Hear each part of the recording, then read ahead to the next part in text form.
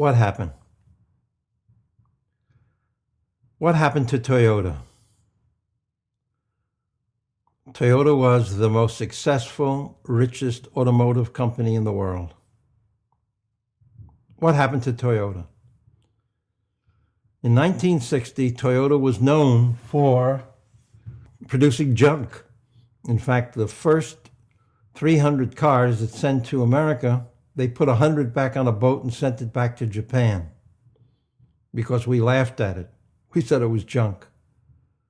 And American automotive companies didn't have to worry about Toyota until about 1980.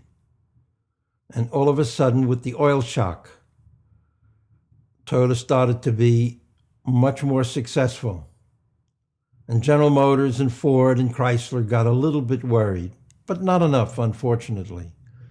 Back at that time, I was introduced to the Toyota production system.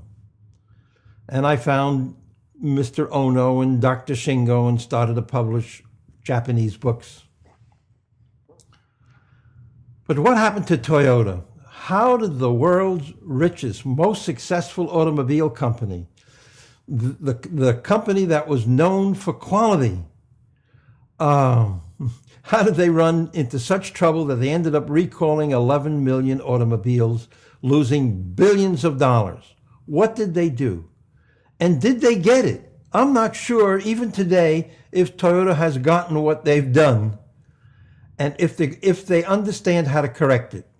Now, I hope I'm not too arrogant to project to you that I feel that something has come through me, which is a resolution of the problem. Toyota invented what's called jidoka. This goes back to the 1930s when Mr.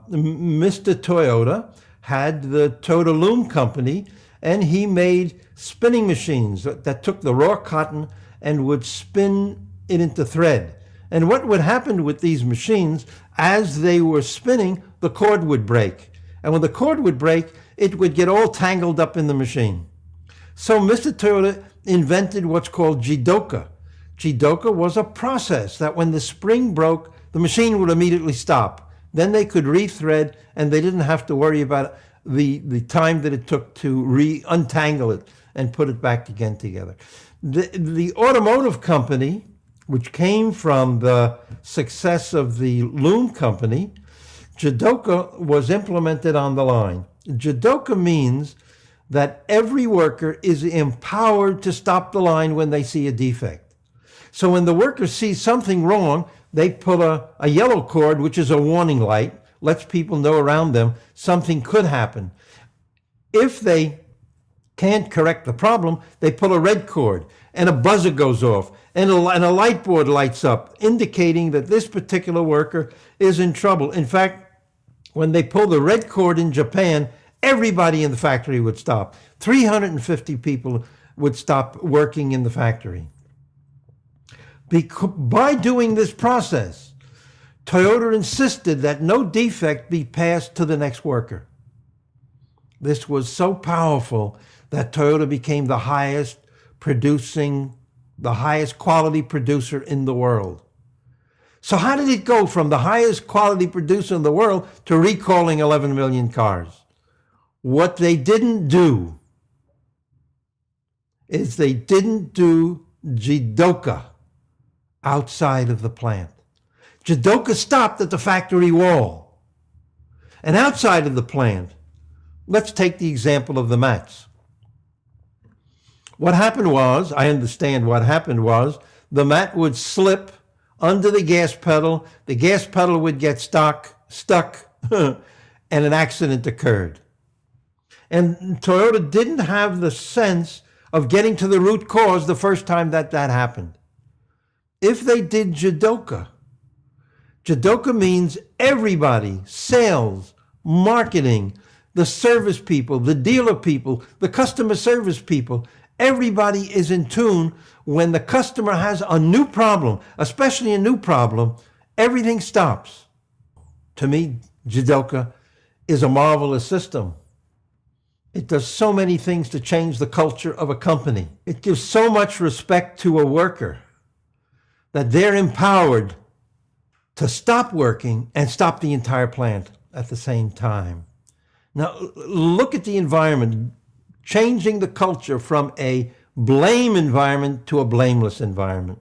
I had a company with over 100 people called Productivity. And when something was done wrong, the first thing I would say is, who did it?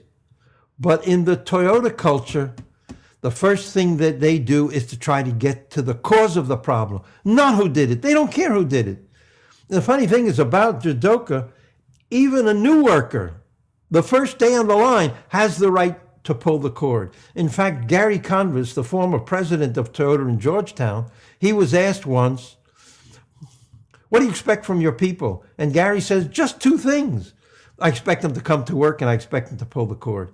I'll tell you another ironical thing is that almost every American company, every manufacturing company in the world, I'm sure, is emulating lean. They're all trying to copy Toyota because Toyota was so successful. But how many of you do jidoka? How many of you actually allow the worker to stop the line? Probably 2 or 3%, and that's all. Now, Toyota was great in doing this, but the process was limited to the plant, not outside of the plant. That's what they have to do. In fact, I've given a new word to this. I call it Zen jidoka. Zen means total jidoka. Total from the design through manufacturing, assembly, outside of the plant, to the dealership, to the ultimate customer.